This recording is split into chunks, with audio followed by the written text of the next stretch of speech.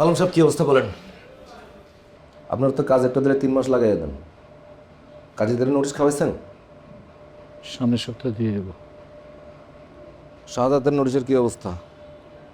প্রক্রিয়াধীন। ঠিক আছে, কাজগুলো করেন। কাজীদের দরকার হলে 3টা নোটিশ খাওয়ান। আর যাওয়ার সময় সানাদের সাথে দেখা করে যান, আমি বলে দিতেছি।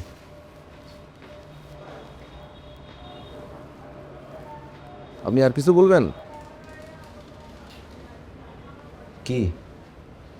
মানে কথাটা যে কীভাবে বলবো, এখন যেভাবে বলতেছেন সেভাবে বলে ফেলেন।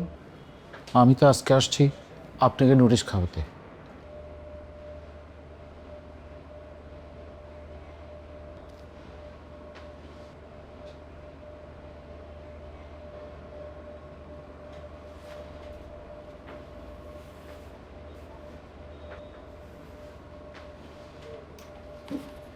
মানে?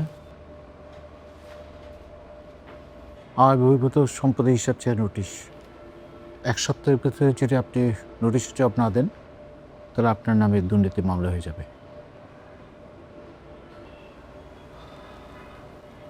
আলম সাহেব, আপনি তো আমার অনেক পুরনো জিগরি লোক। আপনি আমারে কন তো,